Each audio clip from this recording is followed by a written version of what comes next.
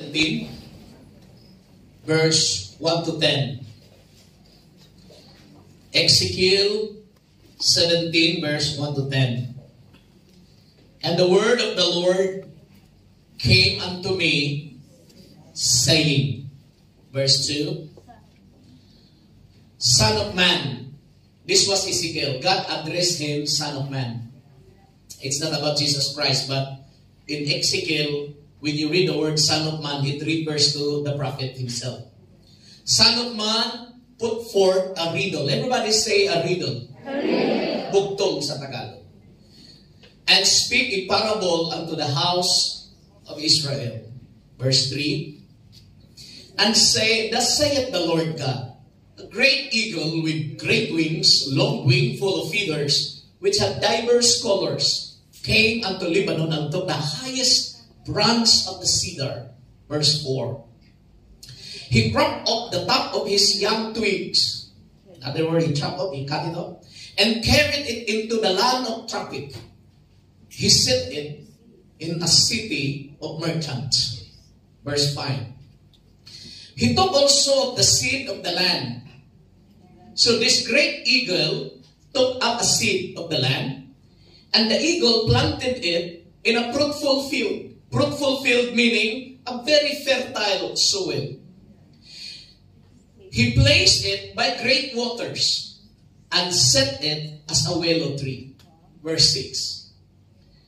And it grew and became a spreading vine of low stature, whose branches turned toward him, and the roots thereof were under him. So it became a vine, and brought forth branches, and shot forth sprigs. Verse 7. There was also another great eagle, with great wings and many feathers. And behold, this vine did bend her roots toward him. Take note that line. When the second eagle came to that particular vine, the Bible said, this vine did bend her roots toward him, and shoot forth her branches toward him. Kinalaban siya, praise God, with that vine, that he might water it by the furrows of her plantation. So the purpose of the second eagle in this parable is to water, to take care of the vine that was planted by the first eagle. Now remember, this is a parable. Praise God. Verse 8. It was planted in a good soil by great waters, that it might bring forth branches, that it might bear fruit, that it might be a goodly vine. Stay there. Look at that line. It was planted in a good soil, near by the great waters. Walang problema, maraming tubig. And the reason why it was planted in a good soil and by the great waters, here's the next line, that it might bring forth branches and that it might bear fruit. So if you want to grow in the kingdom of God, if you want to bear fruits in the kingdom of God, you must be planted in a good soil near by the waters. Verse 9. Say thou, thus saith the Lord God, shall it prosper? This is the question. This is the riddle.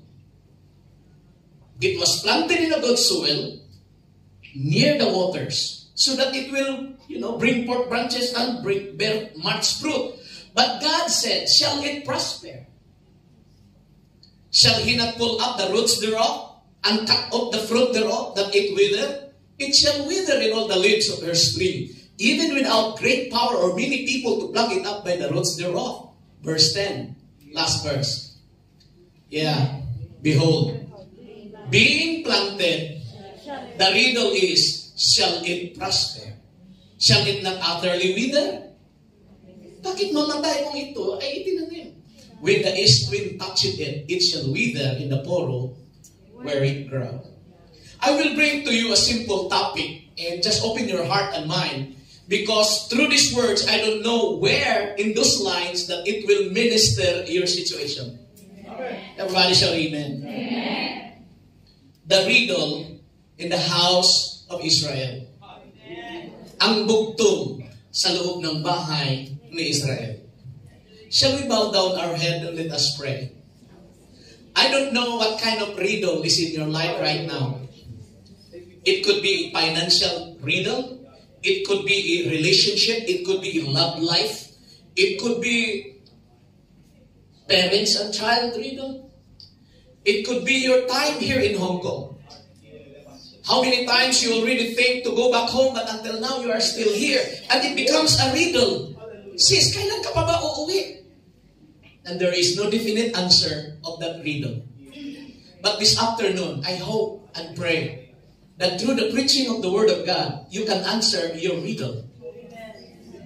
Heavenly Father, use my mouth and my lips to speak thy word with power and authority.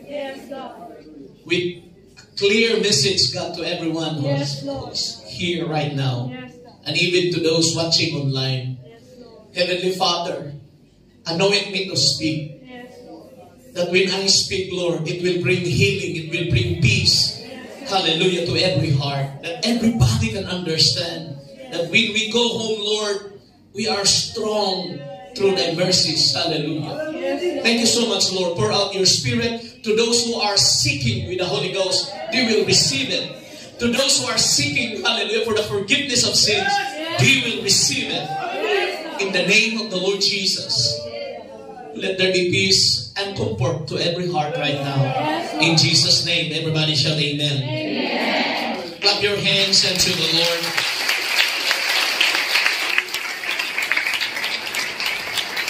Can we clap with worship without music into the Lord? Blessed be the name of the Lord Jesus. You come here to offer your praise and thanksgiving. Let's offer it right now in the name of Jesus. Blessed be the name of the Lord God of Israel. Father, we worship you through the name of Jesus. There is power when you worship the name. There is power in the name of Jesus. Hallelujah, blessed be your name. You may not take your seats, and may the Lord will bless us all. Before I'm going to go through, praise God, in this text, my introduction would be for our mothers. In Genesis chapter 3, verse 15, there is a promise in the Bible when Adam and Eve fell, praise God, from the presence of God. Nung si Adam at si Eve ay nagkasala, there was already a promise of redemption. But I want you to open your eyes and heart, because the Lord will use a woman. Womanhood is honorable. Womanhood is a blessing from God. Do you know that your womb, yung bahay bata ninyo, mga babae, praise God, is the place wherein souls will be born. That is why the devil hates a woman. The devil, praise God, is so upset with a woman. Hello? Galit ang demonyo sa inyo. Bakit? Do you know why the devil is so angry and upset with you? Because your womb is where souls are being produced. Wala namang lalaki na nanganaki. Only women have the capability and the ability to bear children. That is why bearing children is very important in the Bible, and it is being, put into a proper perspective that it should be inside marriage. So you must protect your womb. Your womb is holy unto the Lord. Praise God. Do not allow, praise God, a seed from a man to enter your womb outside of marriage, because it will produce a soul. Do you understand what I say? So sa mga dalaga, mga kapatid, magpakasal muna kayo bago payagan nyo may pasok doon sa katawan ninyo.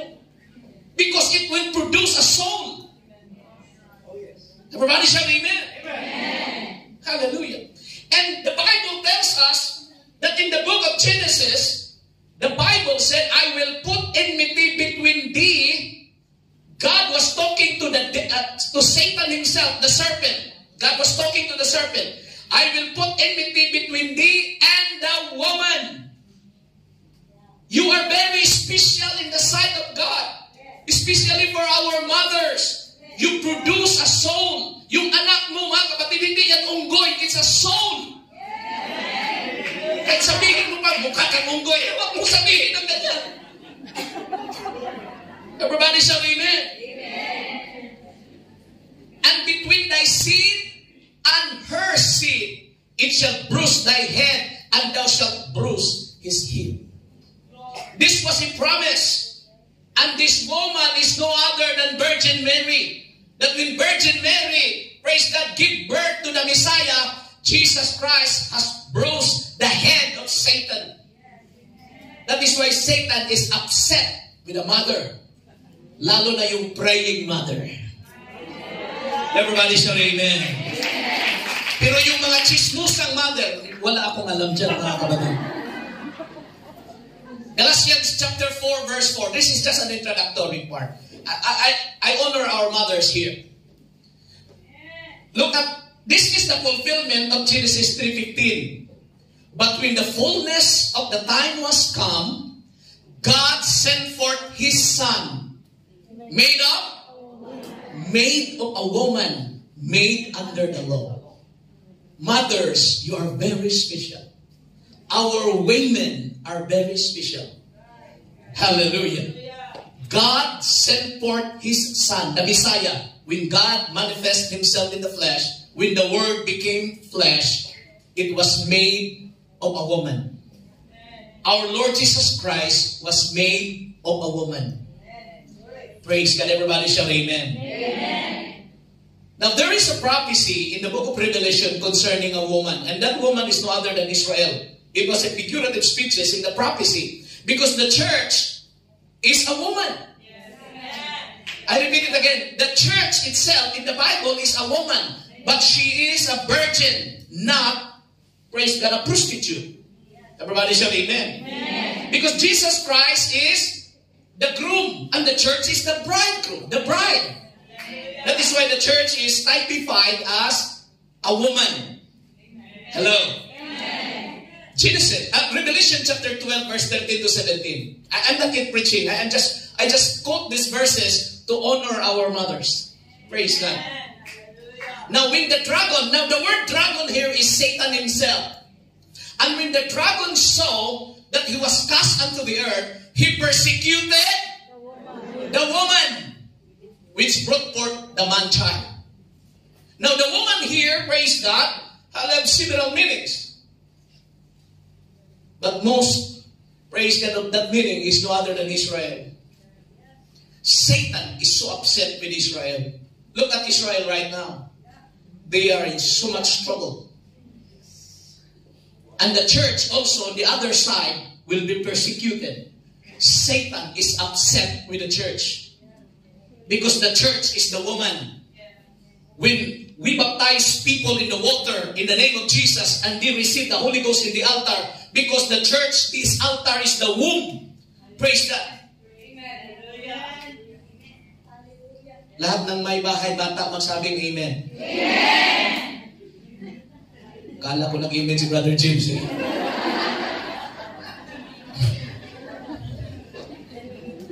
So every time there is a soul, every time there is a man or woman that will come to the church, praise God, and they ask forgiveness, they are crying before the Lord, Lord, forgive me of my sins. They will be born later in water and of the Spirit. So the altar, Sister Sylvie, becomes a womb. That is why the devil is so upset with the church. Praise God. He will do everything in his power that you cannot come to the church. Praise God. He will try his best. He will use your employer. Your employer will offer you, oh, I will pay you today. Just don't go to church. Praise God. Anything that he can do in his power, he will try to stop you going to the church.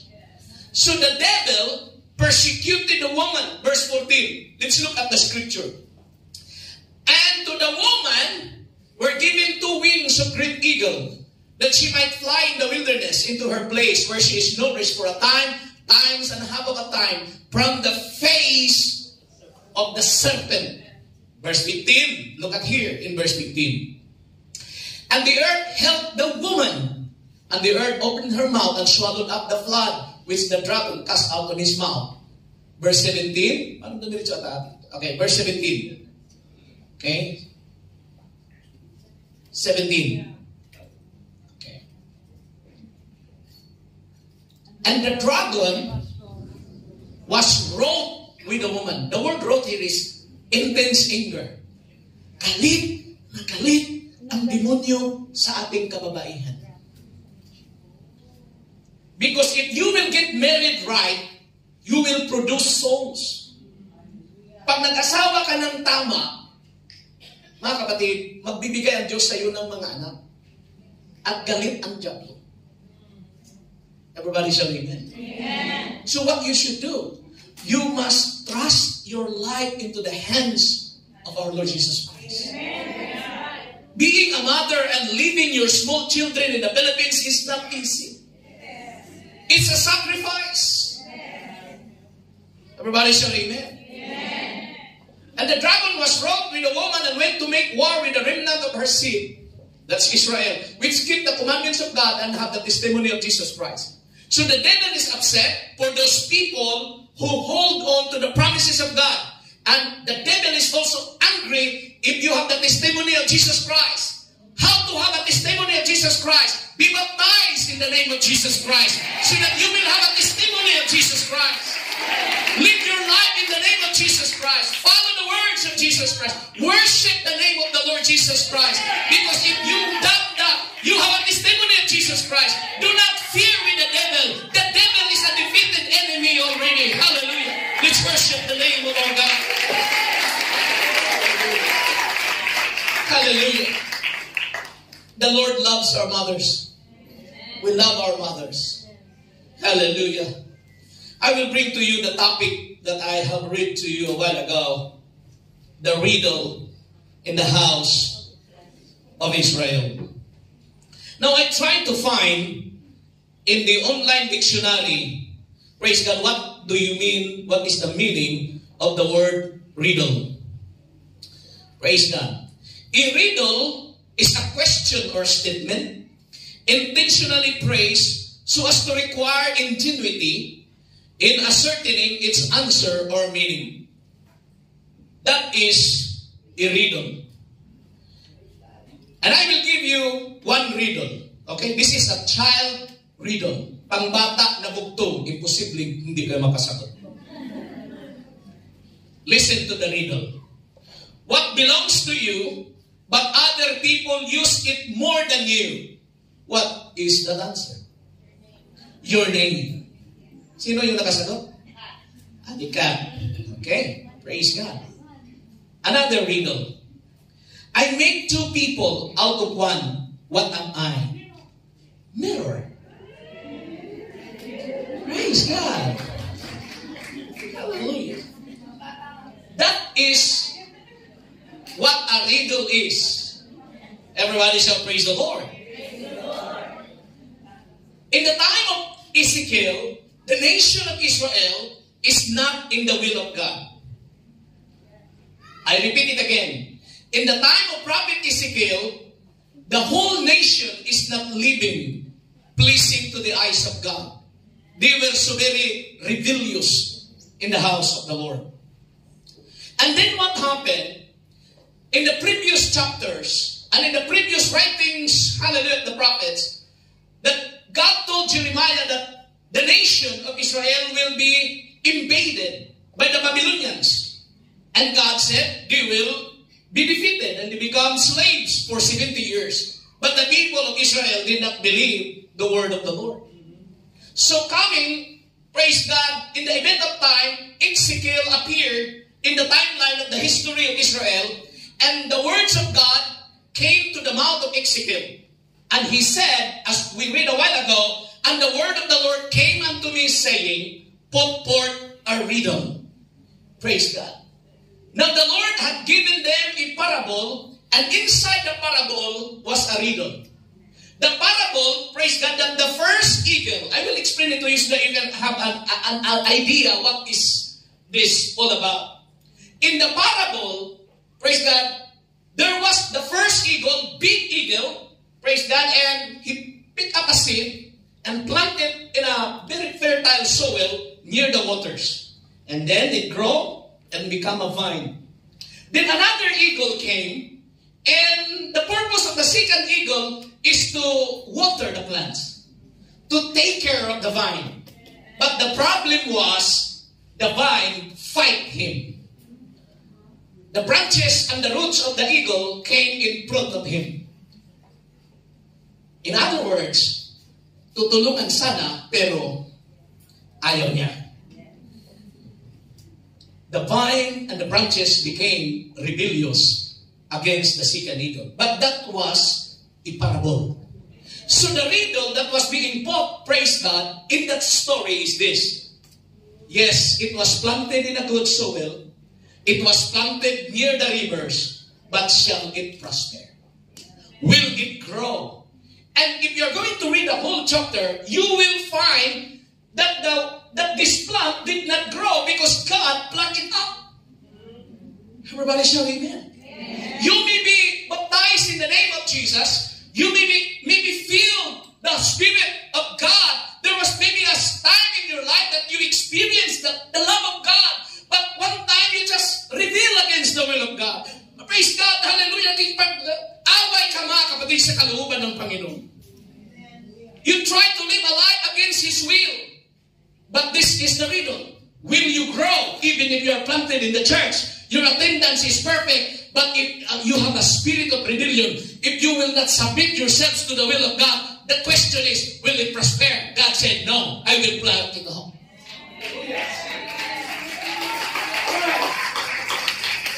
Everybody shout amen.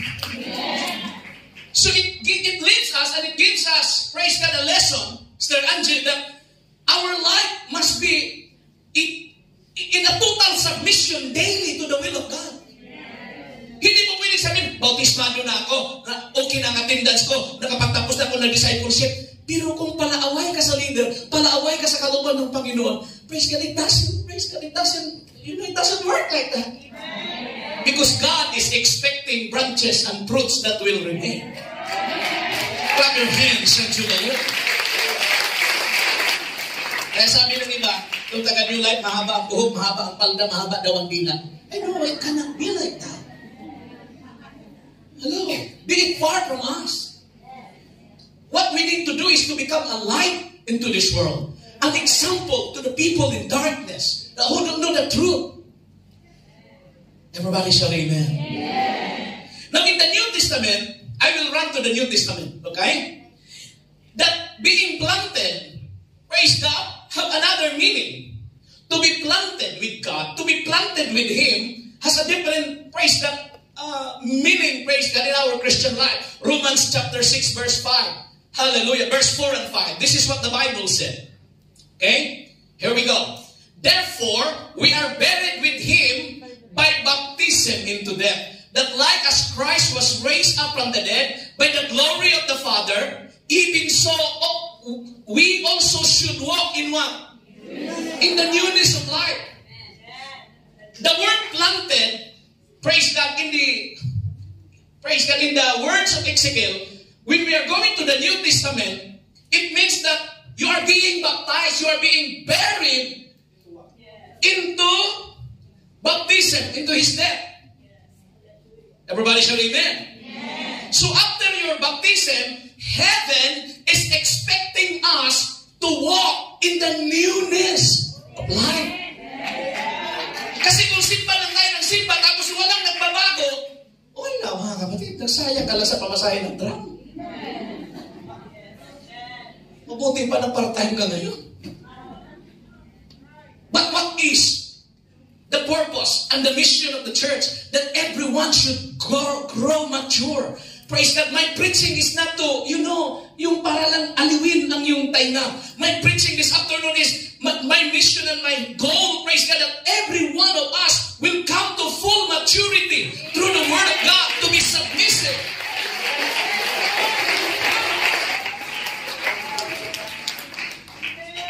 Because if you stay long in the church and then your life is still the same, it would be a big problem for us. Itong sister na ito, 2 years na ito sa church, ganun pa rin. Walang pagbabago. Parang the Word of God has no power. the Word of God, praise God, had no effect. That is not our mission. Our mission and our goal and prayer that every time we teach, that is why I like reading verses. Why? Because I believe that the power is the Word of God, not my explanation, but you can see it. Everybody shout amen. Everybody shout, we should walk in the newness of life. We should walk in the newness of life. That is what planting, praise God, in the New Testament, verse 5. Look up. If you don't believe me, look at verse 5. For we had been what? Planted together in the likeness of His death. We shall be also in the likeness of His resurrection. Jesus Christ died for our sins. He was buried, and after 3 days, He rose from the dead. Hallelujah. And the Bible said that Jesus Christ was resurrected. You will also be resurrected in what? In the newness of life. Clap your hands up to the Lord. This is not about religion. This is not about denomination. But this is a personal relationship to the Lord. That you obey Him. You submit yourself to the will of God. Kahit ilang tag pa, mga kapatid, ang isusuot mo na miyembro ka ng isang sekta, if there is no changes, if there is no newness in life, even though you are planted in a good soil, hallelujah, teaching apostolic lessons, praise God, teaching apostolic discipleship lessons, praise God, you always filled with water of the Holy Spirit. But God said, will it prosper? Will it grow? Hindi. Bakit? May kabit.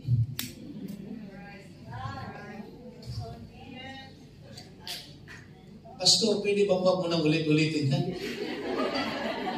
Siguro mga kapatid, na sense ko na merong isa sa inyo dito may kabit. Sorry for that word. Sumuko ka na. Bitawan mo na yan. Habang hindi pa puhuli ang lahat. Oh, my preaching is hard. But I want you to go to heaven. I want also to go there.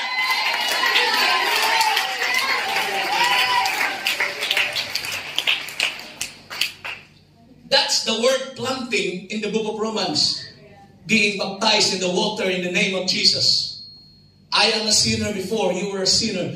But when we were baptized in the name of Jesus, the Bible tells us, He cleanses us from all our sins. Hallelujah. He loves us so much that He writes, hallelujah, our names in the book of life. Amen. If you're going to look at the scripture, remember this. It's not Pastor Librado, it's not me, it's not Brother O'Donnell. No preachers can give you a spiritual increase. The Bible tells us in 1 Corinthians chapter 3. Look at what the Bible said. Verse 6. I have planted, Paul said, I have planted, Apollos watered, but who gives the increase? God give the increase. Can we read it all together? I have planted, Apollos watered, but God gave the increase. Pastor Librado maybe was the preacher used that you repent of his preaching. But it may be Pastor Plaza or Pastor O'Donnell Prescott's preaching that you receive the gift of the Holy Ghost. But when it comes to branches and fruits, hallelujah, only God can do that. Only God can give you increase. Only God can give you the fruit of the Holy Spirit. Therefore, hallelujah, do not put your trust and confidence in man, but put your trust and confidence in God. Huwag niyong ilagak ang yung tiwala sa tao. Ilagak niyo ang yung tiwala sa Diyos. Increase, fruitfulness comes from God. That is why the riddle is very tricky. God said, shall it prosper? Shall it grow? And of course it will grow because it is planted in a good soil. It is planted near the waters. God said, no, I will pluck it out. And it will wither away because they rebel against my oath. They rebel against my word. So kahit bautismado ka, kahit nakainom ka na ng tubig ng Espiritu, hallelujah, you remain proud in yourself. There is pride in yourself. There is always self-righteousness. You don't humble yourself before God. I'm sorry to tell you, God will uproot you. Amen. Is there a verse in the Bible, Plaza? Pastor Plaza, praise God, that it is very dangerous It is very dangerous, praise God. Hallelujah. If you are planted in the wrong place. Matthew chapter 15, verse 13, the Bible said. Can we read it all together? But he answered and said, every plant which my heavenly Father had not planted shall be rooted up. That is a very dangerous and so scary verse. Because Jesus himself said to the Pharisees, he said, every plant, talking about every head, every life, every human being who claim and who believe Jesus Christ. Hallelujah. Jesus said, every plant which my heavenly Father hath not planted shall be rooted up. Praise God. Hallelujah. So make it sure that the heavenly Father is the one who planted you. And we know that the Father is Jesus. And I received the baptism in the name of Jesus. He planted me in the water baptism in the name of Jesus. Because if you are not baptized in the name of Jesus, the Father will pluck you out. It's very powerful. Everybody shall praise the Lord. Praise the Lord. Hallelujah. Hebrews chapter 6, verse 7 to 12. What will happen, Pastor Plaza, to those plants who always drink the water of the Spirit but did not bear fruit? Hallelujah. Anong mangyayari sa mga Kristiyanong paiyak-iyak dito sa altar? Hallelujah. Pero walang bunga sa pag-ibig. Look at the scripture. Don't look at me, but look at the scripture. Analyze it. And through the anointing of the Holy Spirit, I'm praying that you will have this understanding. Okay, are you ready?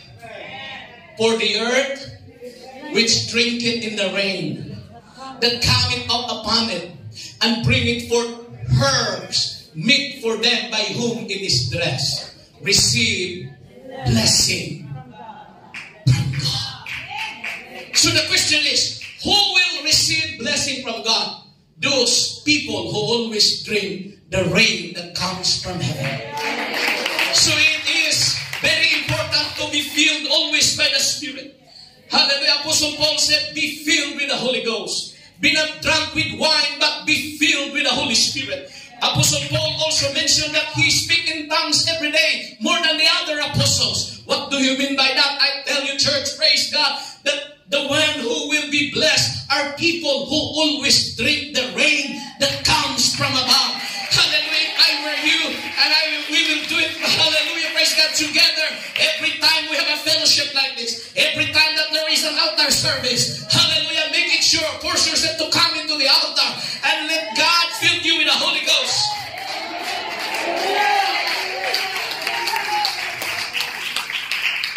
But when you ask the Holy Ghost, don't beg for it. You must pray in faith. You must do it in the spirit of repentance. Everything you do in the altar, do it by faith. And you will speak in tongues as the Bible promised that He will come, praise God, to your heart. Pag lumapit ka sa altar, pananampalataya ang gamitin mo. Hindi palakasan ng iyak. No, it should be by faith. Clap your hands into the Lord one more time.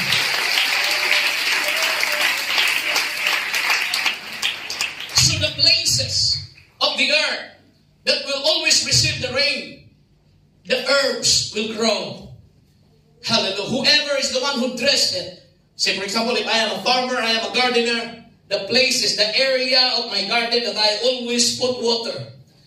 Of course, those herbs, pichay, kangkong, whatever, it will grow. Why? Because it always receives water. Now, what happened if I always put the water and no fruits? Verse 8. This is what the Bible said. But that which beareth thorns, you always receive the rain, but what happened is the opposite. Instead of fruits, it bears thorns. Simba ng simba, pero ang salita, puro tinik. Matalas. Kasakit. Parang si Marites type A. Everybody say amen. Amen. But that which beareth thorns and briars, what happened? Rejected. If we always felt the presence of the Lord, Sister Daisy, and then we bear thorns instead of fruits, rejected, and is nigh unto cursing, whose end is to be burned. Apostle Paul addressed the Hebrew believers that if you will not be careful, you always felt the presence of God. You always receive the rain from heaven. And then instead of bearing fruits, it bears thorns. It, praise God, other bad things. The end of that is to be burned. Verse 9. Let's read it as fast as we can. But beloved, we are persuaded better things of you. So when we pastors, when we preach, leaders, praise God, when we lead people, what we expect from people are better things. Praise God. We expect, praise God, better things. And things that accompany salvation we just speak. In other words, hallelujah, we preach the Word of God. And when we preach the Word of God, we don't expect, praise God, rebellion. We don't expect, praise God, hallelujah, other bad things. But we expect submission. We expect bearing fruits of the Spirit. Everybody shout, praise the Lord. That is why Paul said, we are persuaded better things of you. Hallelujah. That is why come always to the church. Attend always a fellowship. Do not miss fellowship. Because every time you are in the house of God, when you can hear the word of the Lord, and you can feel, praise God, the presence of the Lord, you will be blessed and you will grow and bear fruit. And that's what we expect. As leaders, we are persuaded for better things for you. Verse 10, the Bible tells these words. Hallelujah. For God is not unrighteous to forget your work and labor of love. God is not unrighteous to forget your work and labor of love, which ye have shown toward His name. You clean the church. You arrange the church. It's not because Sister Marisa is watching you, or it's not because Pastor Plaza is watching you. You do it because of the name. You do it everything in the church because of the name of the Lord. You give your tithes and offering and faith promise toward His name. In that ye have ministered to the saints and do minister. You help other saints. May nawala ng amo, umiiyak, naghila-hila sa strike bag. Hindi niya alam kung anong gagawin. Sis, punta ka sa church, matulungan ka namin. Praise God, marami kami doon. Baka makahanap ka ng trabaho, makahanap ka ng bago. You do it by love. You do it as a sacrifice. You are ministering to the saints. And you do minister. In other words, hindi lang pagpakitang tao because the word and do minister. Everybody shout, praise the Lord. Praise the Lord. Verse 11. Almost finished, don't worry. And we desire, Apostle said, we desire that every one of you do show the same diligence to the full assurance of hope and to the end. When we are going to minister, we will minister until the end, until the rapture will come, until Jesus Christ will come, until we can see Him face to face. Hallelujah. We desire, Apostle said, that every one of us will show the same diligence, praise God, to the full assurance of hope unto the end. He that endureth unto the end, the same shall be saved. Hallelujah. Don't give up, praise God. Hallelujah. Praise God in serving the Lord. Keep on the firing line. Move forward. Hallelujah. Remember that the battle belongs to the Lord. Verse 12. This is what Paul said. That ye be not slothful, but followers of them who through faith and patience inherit the promise. We want to be saved. We are saved through the Lord Jesus Christ. We want to finish it until the end.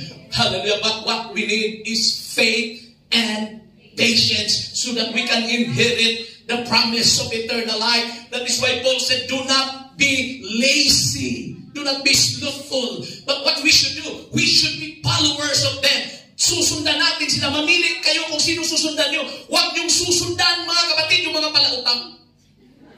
Kasi mangungutang ka rin. Huwag niyong susundan ang materialistic. Bakit? Maging materialistic ka rin. Huwag niyong susundan ang tig-dalawang boyfriend. Baka maging tatlo pa sa iyo. Ang susundan mo, the saints, people who fear God, people who worship God. Yan ang sundan mo. You must follow the saints, hallelujah, who worship the Lord with all of their heart. Clap your hands unto the Lord one more time.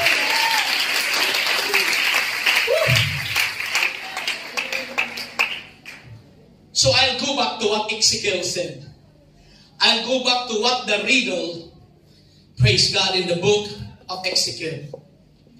Hallelujah. Ezekiel 17, 21, 22, 23.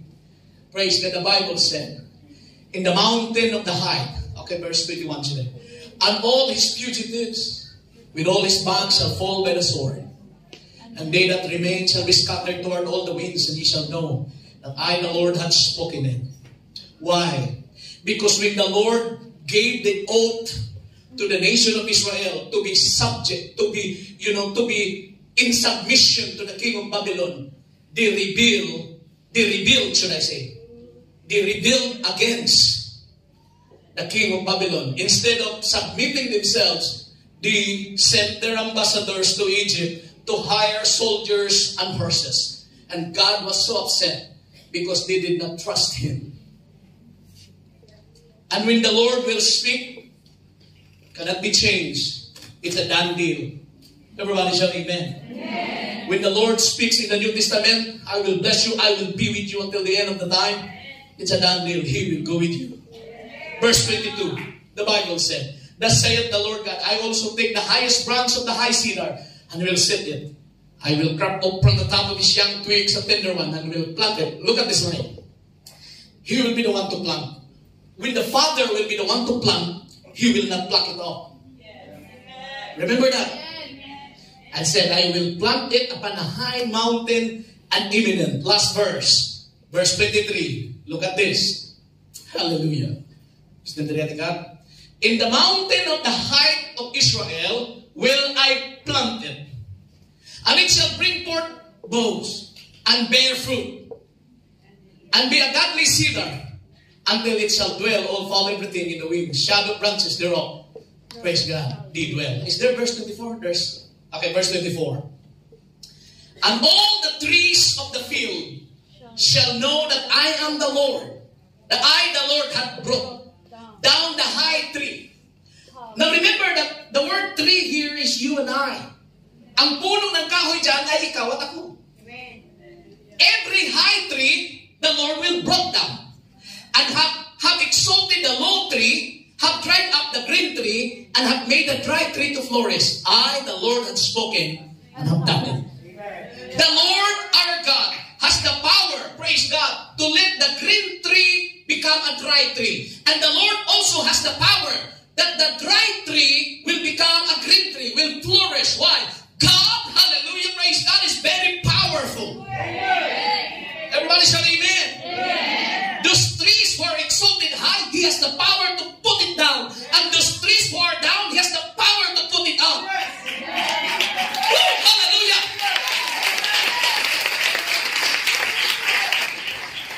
Woo. So the riddle, I will close up the riddle. The riddle said, it was planted on a good soil. It was planted near the waters. Shall it prosper? God said, no. It will not prosper.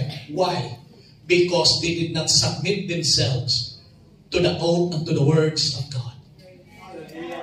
Hallelujah. So do not be confident that you're a member of New Life Fellowship. You're baptized in the name of Jesus. Because if you remain rebellious, if our heart is not right, hallelujah, there will be no branches and fruits. Hallelujah. Because God will pluck it off. But we know already that we are baptized in the name of our Lord Jesus Christ. It was the Father who planted us in the church. Hallelujah. We repented of our sins. God baptizes us with the gift of the Holy Spirit. What will happen, Pastor Plaza? Heaven expects that we should walk in the newness of life because we have the power of the Holy Ghost. So the riddle is being answered, yes. The riddle, praise God, has been answered as Ezekiel explained it to the audience with a parable. So this afternoon, hallelujah, as we know already the truth in the name of Jesus, we already know the doctrine of holiness. The doctrine, praise God, hallelujah, of submitting ourselves to the will of God. It will remain a riddle if you don't submit yourself to the will of the Lord. Why the Lord did not bless me, Pastor Plaza? Now remember in John, hallelujah, 16 verse 15. Praise God, can you shoot on the screen? Hallelujah. John chapter 16 verse 15, or could be the opposite. Praise God. Hallelujah. John 15:16 should I say. I'm very sorry. John 15:16.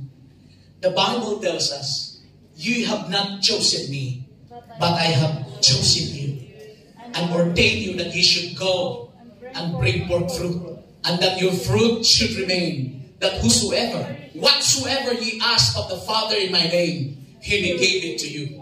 And there will be question, why it did not yet arrive, Pastor Blas? Why I did not receive blessing? Maybe you did not go and bring forth much fruit. Because Jesus said, if you will go and bring forth much fruit, hallelujah, and your fruit should remain, then whatsoever you should ask in my Father's name, then He will give it to you. Put your hands into the Lord. So the riddle is answered. How about my sin?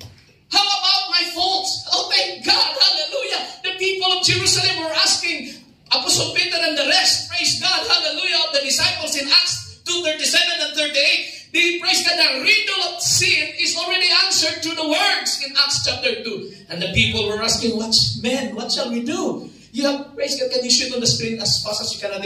Hallelujah, when they heard the word of God. Hallelujah, verse 37. Verse 37, the question, what shall we do? Now when they heard this, they were pricked in their heart and said unto Peter and to the rest of the apostles, men and brethren, what shall we do? It remains a riddle for them. They don't know what to do. They committed sin before the Lord. But Apostle Peter gave the answer of that question in verse 38. Then Peter said unto them, repent, be baptized, every one of you, in the name of Jesus Christ, for the remission of sins, and ye shall receive what? The gift of the Holy Ghost. This is the plan. This is the new birth experience. Praise God. But even if you have done that, if we are not careful in walking into the will of God, hallelujah, we cannot bear fruit outside of Him. We cannot bear fruit outside of Jesus Christ. Hindi po mababago ang buhay natin outside kay Jesus Christ. Outside of Jesus Christ, we are hopeless. Praise God, outside of Jesus Christ, hallelujah, it's a topic of our Bible school today. Outside of Jesus Christ, we are darkened, our mind is darkened, we cannot understand the will of God. But in Christ Jesus, hallelujah, from darkness, He brings us into His marvelous light. And I thank God, hallelujah, that we are a people of the name. Do you hear me? We are a people of the name of Jesus. The riddle is already been answered. Jesus is the answer of it all. Shall we stand together and let us worship the name of the Lord? Put down your Bibles and let us lift up our hands unto the Lord. Sa mga baguhang baptize po natin, to all our new converts, baptize in the name of Jesus Christ. Every time we have an altar service, do it by faith. Everything, do it in faith. When you call in God, do it by faith. Lord, forgive me of my sins. Lord, I want your Spirit. Do it by faith. It's not crying hard, hallelujah. It's like begging for God. No, you're a child of God. Hallelujah, you're a child of the King. So this afternoon, as we lift up our hands unto the Lord, there was a riddle in our life that we have no way to answer it. Pastor, ang dami kong kasalanan sa buhay, hindi ko na alam kung anong gagawin. I have the answer to the riddle of that question. Jesus Christ is the answer of it all. Jesus Christ is the answer of it all. Sa iyong pagtaas ng kamay, simbolo yan na ikaw ay sumusuko sa kalooban ng Panginoon. When you surrender, hallelujah, to an authority, pag sinabi ng pulis, taas ang kamay! Pag itinaas mo na ang kamay, ang ibig sabihin yan, I am under your command. Pag itinaas mo na ang iyong kamay, isinusuko mo na ang iyong buhay sa Panginoon. And right now, right here, hallelujah, I don't care what big, how big is your problem, mga kapatid. Gaano man kabigat sa problema, hallelujah. Praise God, dito sa abroad, hallelujah, ang iyong naranasan. God is able. God is able. The riddle in the house of Israel is answered. And the riddle, praise God, in the New Testament is answered. Jesus is the answer. Let us submit ourselves into the will of God. And I will pray a prayer of faith. And after this, I will ask you, hallelujah, to praise and to worship the Lord with all of your strength. Amang banal na makapangyarihan sa lahat. Hallelujah, yung salita ay makapangyarihan. Panginoon, after this prayer of faith in the name of Jesus, your people, we as your people will be in unity, Panginoon. Naitaas namin ang iyong pangalan sa pagpupuri. Ibuhos mo ang ulan. Gusto namin ang ulan, Panginoon. Patawarin mo kaming lahat. Baguhin mo kaming lahat. Malapit ka nang darating. Hallelujah. May mga kapatiran pa po na mumuhay sa kasalanan na maintindihan nila na dapat nilang isuko ang kanilang buhay. In the name of Jesus, hallelujah. In the name of Jesus, hallelujah. Receive ye the Holy Ghost. Praise God. Come on. Hallelujah. As you open your mouth, as you worship the Lord will give a new language to you. Pag hindi ko mo ang iyong bibig, walang mangyayari sa iyo. Ang Holy Spirit, hindi niya gagamitin yan. Pero kapag buksan mo ang iyong bibig at magpuri ka sa Kanya, ang Holy Ghost ay papasok sa puso mo. Sige, buksan mo ang iyong bibig. Kailangan may audible words. Hallelujah, nalalabas sa iyong bibig na pagpupuri.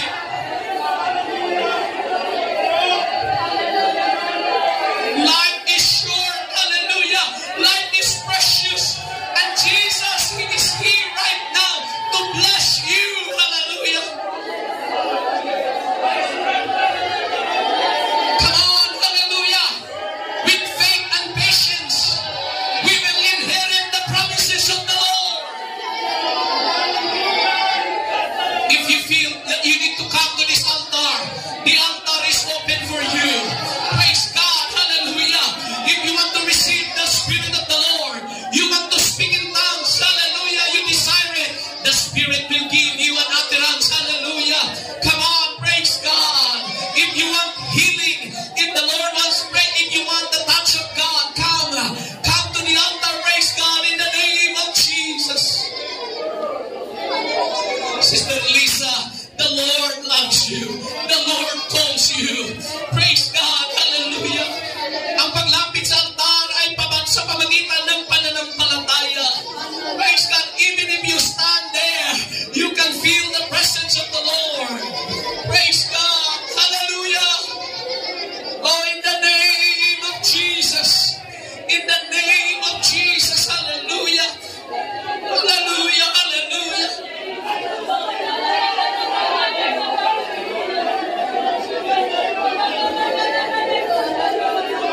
Do it by faith. Pag tumaas ka ng kamay, sa pamagitan ng pananampalataya lamang, sige, you must believe it. You must believe it. You will receive it. Hallelujah. You already repented of your sins. Hallelujah. Sige sis, mahal ka ng Diyos. Hallelujah. Patatawagin ka niya sa lahat ng kasalanan mo. In the name of the Lord, I pray. Let the newness of life begins in the name of Jesus. The fear of the Lord. The Holy Ghost is here. Sister Belly, open your mouth, Sister Belly. Talk to the Lord. Shout the name of Jesus. Worship Him. Hallelujah. Come on, Sister Emma. In the name of Jesus.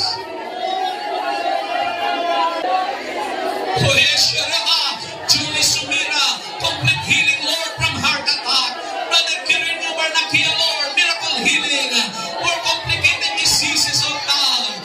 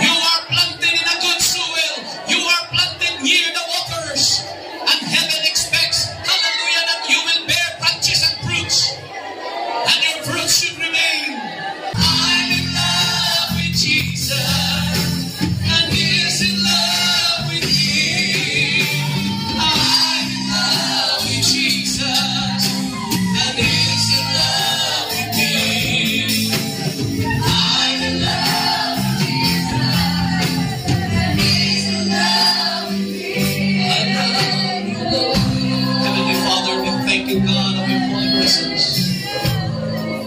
Thank you, God, of your promise. Thank you, Lord, of what you have done on the cross of Calvary. Thank you, Lord, of the blessing. You are the answer of the riddle of life. You are the answer, O God, of all the questions. You are the Lord God Almighty. This is your body, O Lord. You are the head of the church. Lord God, bless your people. Many souls will be added, O God, before you will come back to this world. Bless our guests and visitors. Save their life. In Jesus' mighty name, we declare blessing. Blessing over their work. Blessing over their employers, O God. Blessing, God, in their job, in their children, with their families.